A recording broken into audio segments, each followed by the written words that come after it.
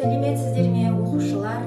Бүгін сіздермен өтетін сабағымыздың тақырыбы Шерхан Мұртазаның «Бесеудің хаты» тарихи драмасы. Сіздердің білетіндеріңіз «Бесеудің хаты» тарихи драмасы. Сіздердің сабақтан меңгеретіндеріңіз Шерхан Мұртазаның өмірі мен шығармашылығына шолу жасайсыңдар.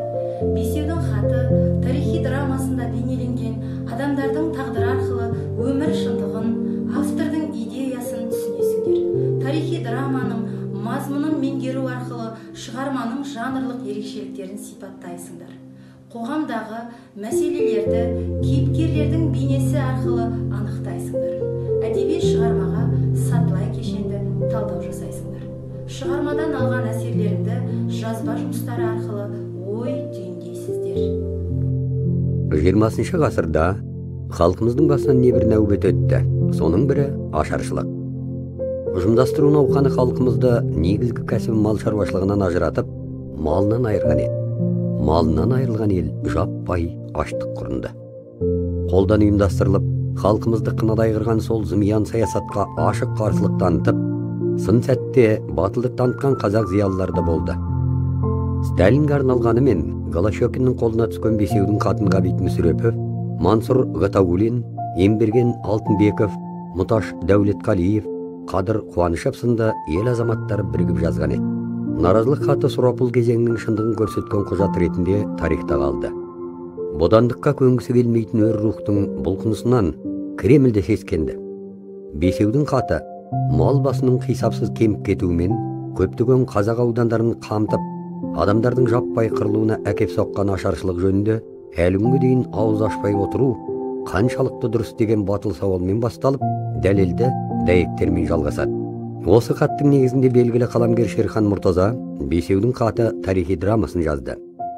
Пьесада хат Голощекиннің қолына түскеннен кейінгі бюро жиналысы бейнеленеді. Шығарма Ғабиттің ұлттың мүддесін қасқайып тұрып қорғап, шындық үшін басын өлімге тіккен ерлігін көрсетеді. Ел ішінде болып жатқан сұмдық оқиға Ғабиттің әңгімесімен беріліп, оқырманның жүрегін шымырлатады. Жазушы бюро отырысы соңында Голощекиннің көзіне тура қарап, сендер қисапсыз қылмыстарыңнан мәңгі бақи құтыла алмайсыңдар, ал атыңдар деп қасқаяды. Жазушы сөзі қазақтың жоқшысы болар азаматтардың бар екенін әлде туылатынын сездірген еді. Пьеса эпилогы Тұрар Рысқұлов пен Ғабит Мүсіреповтің ана дүниедегі пайымдарымен аяқталады. Екі тұлғаның елесі тамықты кезіп жүріп, халықты азаптаған залымдардың өздері азапқа түсіп жатқанын көреді. Бесеудің хаты жас ұрпаққа азаттықтың қандай қасіретпен келгенін. Шерхан Мұртаза «Бесеудің хаты» екінші бөлім. Автор мен Мамадияр Аяулым, Рысқұлов Асылхан Мерхан, Мүсірепов Қасмақын Абылай. Сахна жабылады. Ана дүние, ғарыштық сарындағы музыка, кілең ақ киген аруақтар, бейнесі бүтін бір зат жоқ. Бәрі құбылып тұрады. Оқтын-оқтын тұман қаптап, қайта ашылып, ойдың ойнып, мұнар арасынан аруақтар легі елес береді. Арғы бетте ойпаңда тамық оты лапылдап жатады. Ол жақтан шыңғырған, ыңырсыған, ышқырған дауыстар естіледі. Бергі бетте өрде шынар сияқты ағаштың түбіне екелес шыға береді. Біреуі Рысқұлов, біреуі Мүсірепов. Ғабит, сен жас аруақсың ғой. Бұл жақтың оңлы-шоңлығын біле бермейсің. Әне, тамық. Жарық дүниеде жазықсыздарға жапқыш шекізген озбырлар, қиянатшыл бәлқор жалақорлар, әділет дағынан тайғандар, пейілі жаман пенделер, тана ұраған тайтақайлар. Берірек жүр, жақындарсаң өзің де танырсың. Әне, анау барқырып тұрғанды сен танымассың, Ғабит. Ол баяғы Нерон. Анау шешесі, мұны жандағы туған інісі. Нерон ол екеуінде де өзі өлтірткен. Мансап дауру. Мансапқорлар да нашақорлар сияқты. Мансаптың мастығы нашақор мастығынан да қауіптірек. Ал ана аруақты сен бірден тануға тиіссің. Айттым ғой, жазбай танисың деп. Немене, қорқып қалдың ба? Тамұқта от лапылдап, бұрқылдап жатса да түтінге тоймайды. Нерон Сталиннің қолына су құюға жарамайды. Шексіз ғалам музыкасы гүрілдейді. Сол сәтте арғы беттен арпылдаған, әупілдеген барақ жүн орнына жыбырлаған жылан шыққан, шарайдай екі көзі от шашқан, танаулары үңірейген, аузы арандай, өзі есектей ит әлдекімді қуалап шыға келеді. Қорықпа, бізге жете алмайды. О, сорлы Филипп Исаевич, анау Цербер осының ақ соңынан қалмай қуалайды да жүреді. Дәл өзі, тозақ төбеті Цербер осы байғұсқа бір сәт тыным таптырмайды. Жарық дүниенің өзінде ақ бейшараның даусы тамұқтан шыққандай шарылдап тұрушы еді, енді мүлде қақсау болып алды. Жар басында ақ жамылған түмен аруақ «Цербер, Цербер, айда, бас» деп шуылдап тұрады. Ғарыш музыкасы шексіз ғаламның құрсағынан шығып жатқандай ыңыранады. Мәңгі бақи ара-арасында сәл-пәл тәнәпіс бар. Қазір өзің де көресің. Цербер арсылдап қуалып келеді. Голощекин шырылдап қашып барады. Кенет алдарынан Сталин шыға келгенде, Цербер қалт тұра қалып, тек ырылдай береді. Голощекин барып Сталиннің аяғына тығылады.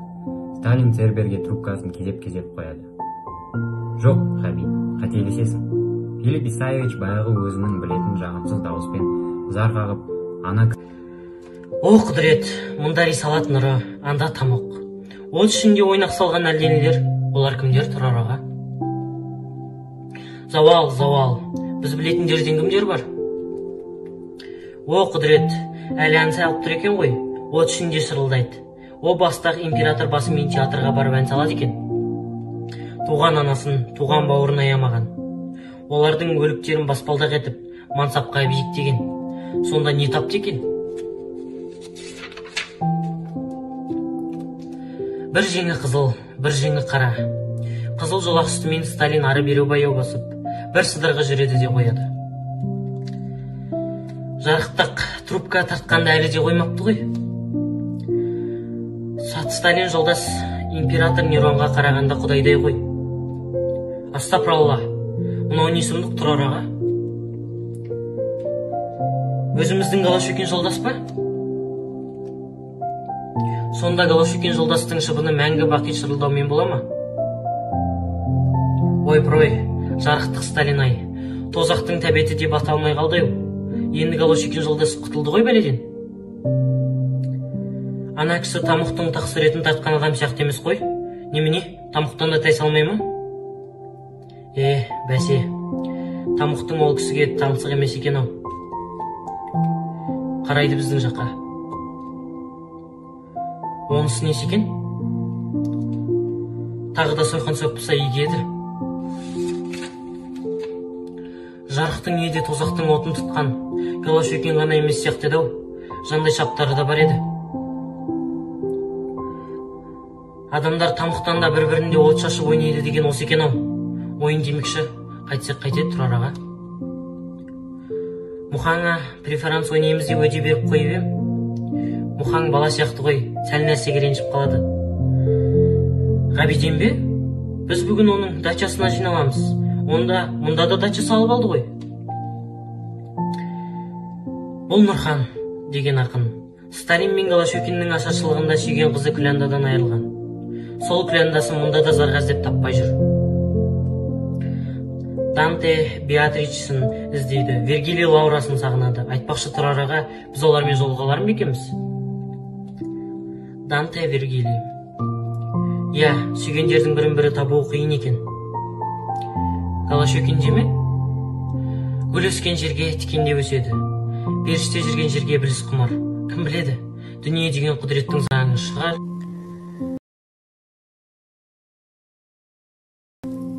Біз осы 90-да Шерхан Мұртазаның «Бесеудің хаты» атты драмасымен танысқан болатынбыз. Соған байланысты Попс формуласы бойынша қорытындылап кетсек. Менің ойымша, бұл шығармада ел басына түскен азапты күндер қолдан жасалып, аштықтан қырылған 2 миллион халықтың тағдыры суреттелген. Драматург сол кездегі өкімет басшылары мен олардың қасындағы жандай шаптардың бейнесін жан бере суреттейді. Әрбір кейіпкер өзінің сөзі арқылы танылып, ашылып жатады. Қасіретті қолдан жасап отырған Сталиннің тері саясатын, асыра сілтеп отырған Голощекиннің көз соқырлығын жазушы Ғабит Мүсірепов ашына жеткізеді. Бұған байланысты біз мындай қорытынды шешімге келдік. Бесеудің хаты шығармасы ол назар аударатын шығармалардың бірі деп санаймыз. Өйткені осы шығармада ең қиын ашаршылық кезі туралы баяндалып кеткен болатын. Және де осы ашаршылықпен күресу үшін қазақ зиялылары өте көп күш салған болатын. Оны біз мына фактілермен дәлелдей аламыз. Бесеудің хаты шындыққа негізделіп жазылған шығарма. Қазақ зиялылары мал басы кеміп, халық әбден ашаршылыққа ұшырағандықтан, қазақ даласындағы үлкен қасіретке орталық көз жұма қарағандықтан наразылық хатын жазуға мәжбүр болады. Аштық ұжымдастыру саясаты салдарынан болған.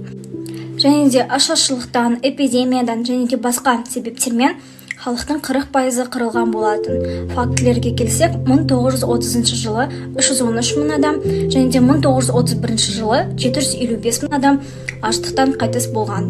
Және де аштық туралы тек қана қазақ зиялыларының өкілдері ғана емес, сонымен қатар қарапайым халық та хат жазған болатын. Бірақ та олардың көпшілігі қуғын сүргіндердің қолына түскен. 19 ғасырдың бірінші жартысында қазақ халқының басына көптеген қиыншылықтар туады. Оның бірі ашаршылық.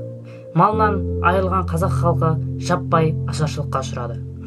Өз халқының қырылғанына қарап тұра алмаған қазақ зияткерлері Сталинге арнап хат жазады. Бірақ ол хат Сталиннің қолына емес, Голощекиннің қолына түседі. Өз халқының қиыншылығын жазған қазақ зияткерлері өз халқы сияқты қуғын сүргінге ұшырайды. Бұл тақырып бойынша бұрыннан білетінім, ауыл шаруашылығын күштеп ұжымдастыру Қазақстанда 1930-33 жылдары ашаршылыққа әкеп соқты. Бұл қайғылы оқиға халқымыздың тарихына ұлы жұт ретінде енді. Бесеудің хаты 1932 жылы 4 шілдеде қазақ зиялыларының БКП Қазақ өлкелік комитетінің бірінші хатшысы Голощекинге жолданған хат. Бастапқыда Сталинге арналып жазылған. Бесеудің хаты республикадағы мал шаруашылығының күйрегендігі салдарынан елде жаппай ашаршылық жағдайлары болып жатқанын айтып, сақтандырған алғашқы дабылдардың бірі.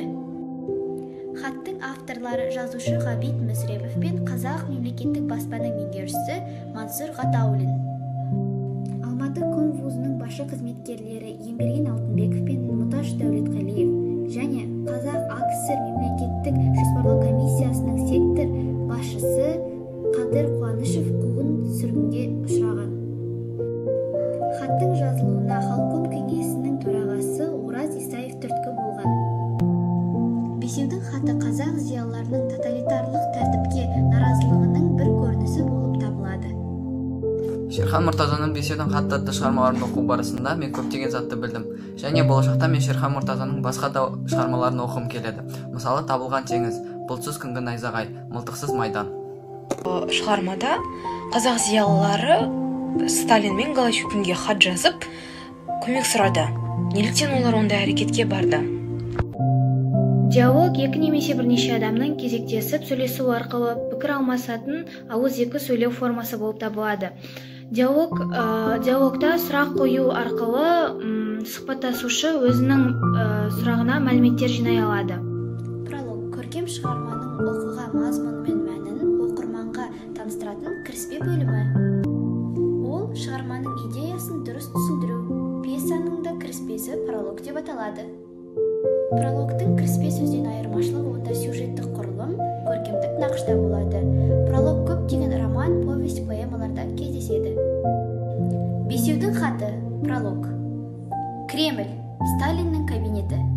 Сталин мен Рысқұлов. Сталин. Неге біз жағдайды Қазақстандағы Голощекиннен емес, Мәскеудегі Рысқұловтан білеміз? Неге сенен басқа ешкім ләм демейді? Рысқұлов. Менен басқаларды Қазақстандағы өрескел бұрмалаушылықты сізге жеткізуге тырысқан. Бірақ олардың дауысы сізге жетпей жатыр. Сталин. Қалайша? Рысқұлов. Мысалы, жазушы Ғабит Мүсірепов бастаған 5 адам сізге хат жазған. Бірақ хат ұсталған. Сахна қараңғы тарта береді. Домбыра қоңырды аңыратады. Монолог дегеніміз не? Монолог дегеніміз ол адамның көпшілікке қаратып немесе адамның өзінің сөзі толғанысын айтатын тәсіл болып келеді. Монолог сөз өнерінде ол адамның ішкі уайым қайғысы, ішкі жай-күйі толғаныс тебіренісін бейнелеуге арналған мақсатында жасалған тәсіл болып келеді. Сахнада монологты көбінесе өзімен сырласқандай сөйлескендей болып айтады, және де сонымен қатар тыңдаушы не көрерменнің жауабын күтпей айта беруге болады. Абайдың болыс болдым лирикалық монолог болса, онда Алтай ол көбінесе драмаға жатқызсақ болады. Және де сонымен қатар монолог ол адамның бір немесе бірнеше көптеген адамдарға жеткізуге мүмкіндік мүмкіндік береді. Монолог тек ауызша емес, сонымен қатар жазбаша түрде кездеседі. Эпилог дегеніміз көркем шығарманы қорытындылайтын компонент. Ол негізгі оқиға желісінен бөлек тұрса да, авторлық идеяны толықтыра түседі, және де шығарманың басты кейіпкерлері жайында қысқаша мәлімет береді, және де олардың кейінгі іс-әрекеттерінің жалғасын көрсетеді.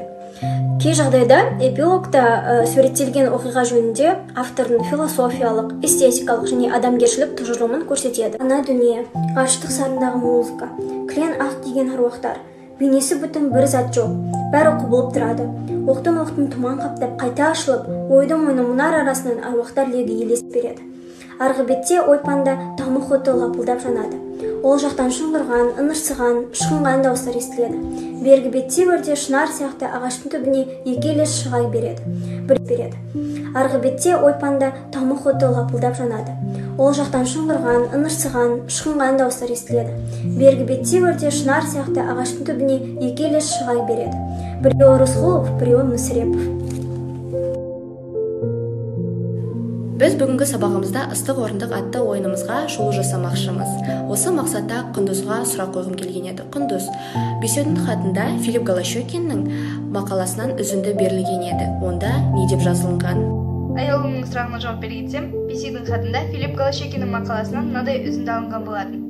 Бүгінгі Қазақстан 163 миллион сомның товарлы өнімін беретін, және де 40 миллион малы бар өлке. Осы бесеудің хатты атты шығармасындағы менің Құндызға қойғым келетін сұрағым, хаттың жазылуына кім түрткі болған? Ал енді Нұржанның сұрағына жауап бергенсем, бұл хаттың жазылуына Ораз Исаев түрткі болды. Голощекинге хат жазған бесеудің қайсысы 1938 жылы репрессия кезінде атылды? Енді Аружанның сұрағына жауап бергенсем, хатты жазған бесеудің ішінде Мансұр Ғатауллин 1938 жылғы репрессия кезінде атылды.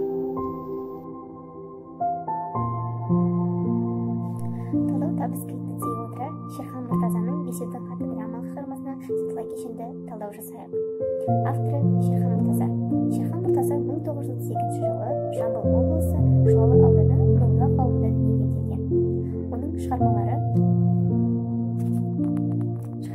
интернат наны, Табылған теңіз, Бұлтсыз күнгі найзағай, Мылтықсыз майдан, 41-ші жылғы келіншек, драмалары Сталинге хат, бесеудің хаты, романдары Қызыл жебе роман трилогиясы.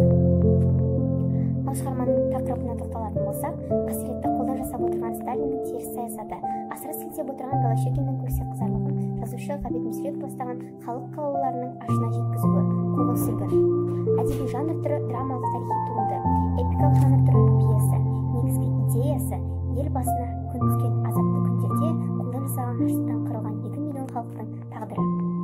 Шығарманың композициялық құрылысына тоқталатын болсақ, шығарманың басталуы, елдегі қиын жағдайды Ғабит Мүсіреповтің өз көзімен көруі, шығарманың дамуы, Ғабит Мүсірепов бастаған бесеудің Сталинге хат жазуы, шығарманың байланысуы, хаттың жолда ұсталуы, шығарманың шиеленісуі, Голощекиннің Сталин алдындағы есебі, шығарманың шарықтау шегі, хаттың Голощекин қолына түсіп, бесеудің крайкомға шақырылуы, шығарманың шешімі, бюро шешімімен бесеудің ату жазасына кесілуі.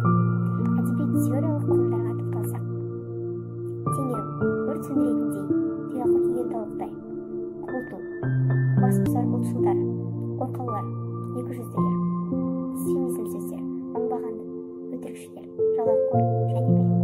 Метафора қайрат қыран, қайғы жылан, мақал мәтелдер, бұқпадан шыққан жау жаман, биіктен шыққан дау жаман, мал аласы сыртында, адам аласы ішінде, төременен тіреспе, күштіменен күреспе, үрелге иті, сығарға беті жоқ.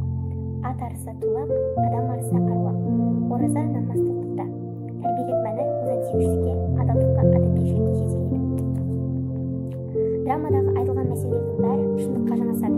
Голощекин саясаты қазақ халқын аштыққа және бодандыққа ұшыратады. Большевиктер экспериментінің нәтижесінде көп нәрсеге себеп болады. Ата-аналарды сәр қақсатып, балаларды шырылдатады. Шерхан Мұртаза шығармадағы қазақ халқының сол кезеңіндегі үлкен қасіретін жақсы бейнеленген, шындыққа жанасатындай етіп және оқырмандарына түсінікті етіп жазған. Жалпы бұл шығарма менің көңілімде Ғабит Мүсіреповке деген және басқа да ұлт зиялыларына деген бір сенімді оятты.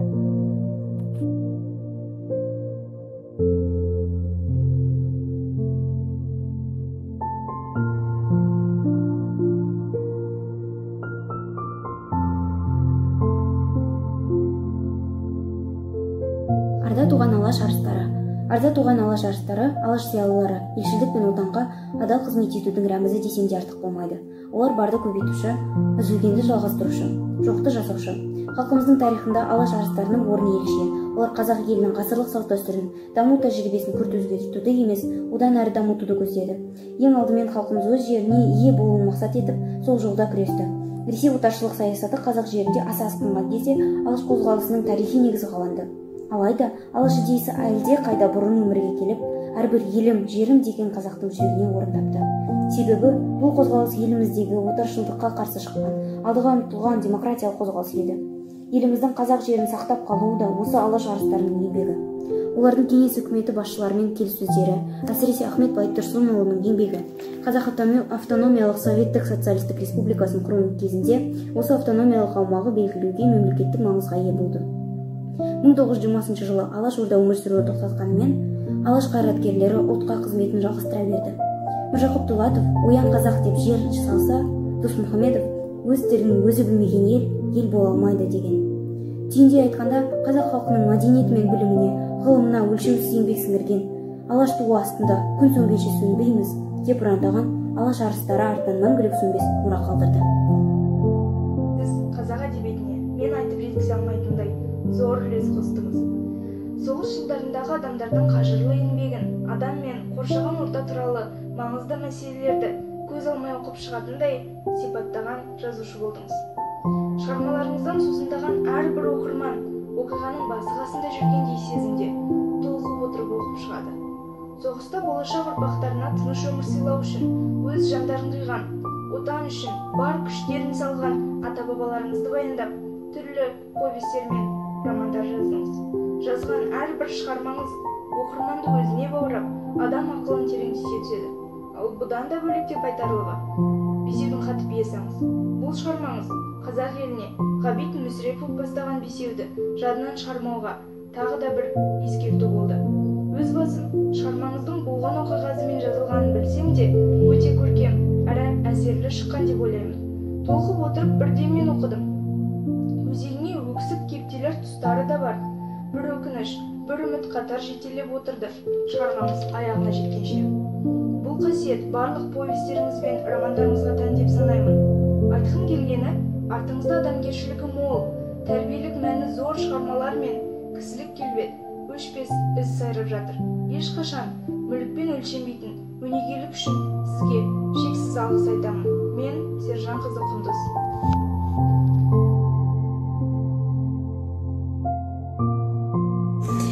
Бүгін біз Шерхан Мұртазаның Бесеудің хаты атты драмасының кейіпкерлер әлеміне шолу жасаймыз. Ең біріншіден Шерхан Мұртазаның кім екенін айтып кетсек. Шерхан Мұртаза 1938 жылы 28 желтоқсанда Жамбыл облысы Жуалы ауданы Талапты ауылында дүниеге келген. Ол Қазақстан Республикасының еңбек сіңірген жазушыларының бірі.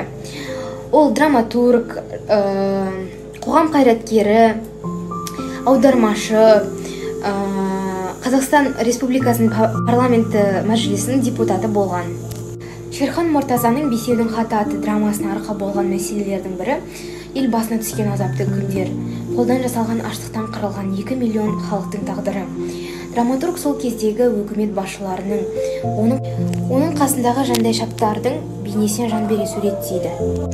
Қасіретті қолдан жасап отырған Сталиннің теріс саясатын асыра сілтеп отырған Голощекиннің көрсоқырлығына Ғабит Мүсірепов ашына жеткізеді.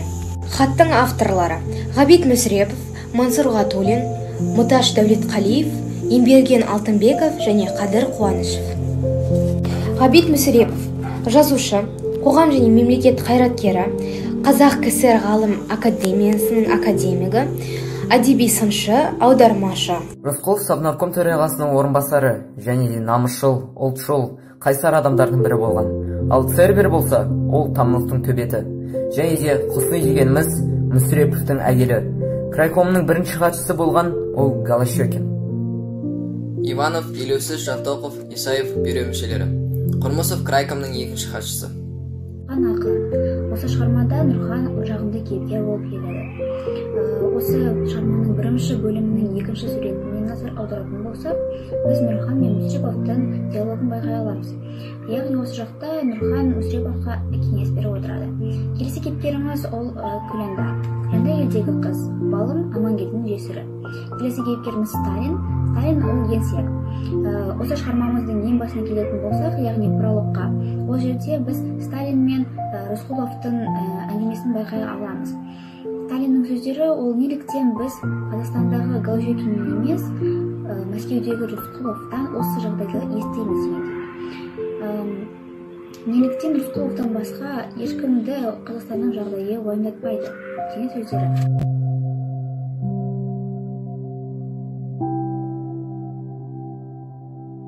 Бұл шығарманың құндылығына келетін болса, Ғабит Мүсірепов бастаған бесеудің хатының барын қазақ қоғамы тек 1991 жылы білді. Бұл билікке қарсы жазылған хаттардың бірі. Бұл хат авторларының мақсаты сол кездегі қазақ қоғамындағы қиындықтардың негізі болған Голощекинді биліктен кетіру еді. Сондықтан да әрбір қазақ бесеудің хатын әділдіктің нышаны ретінде жоғары бағалауы керек. Мен үшін осы сабақта қызық болғаны шығарманың ары қарай қалай өрбуі болды. Ғабит Мүсірепов бастаған жазушылардың жазған хатын ұстап алған Голощекин мырзаның ары қарай қандай шара қолданады деген сұрақ көкейімде тұрды. Тағы да бір қызық жері, тірі адамы жоқ ауылда Амангелді батырдың әйелі балымды кездестіргені болды. Негізінде мен үшін бүкіл сабақ өте қызықты өтті.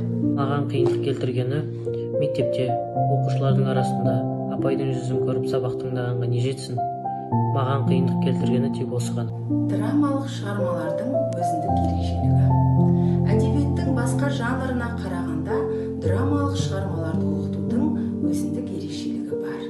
Ол ерекшелік драмалық туындылардың жанрлық табиғатына тікелей байланысты болып келеді. Пьеса, драма, комедия әдебиеттің ең қиын формасы дейді Максим Горький. Себебі әдебиеттің проза, лирика жанрларындағы айтатын ой кейіпкерлердің іс-әрекеті арқылы көрініс табады. Сахна бірінші орында. Орыс жазушысы Гоголь пьеса тек сахнада ғана өмір сүреді деуінің өзі осыған дәлел. Драмалық шығармаларда оқиғалар оқырманның көз алдына жаңа өтіп жатқандай әсер қалдыруы керек. Күшті сюжет, ең басты өткір шиеленісті тартыс, өмірдегі қарама-қайшылықтар драманың өзегі, негізгі арнасы. Драмада қаһарман белгілі бір мақсат үшін күреседі.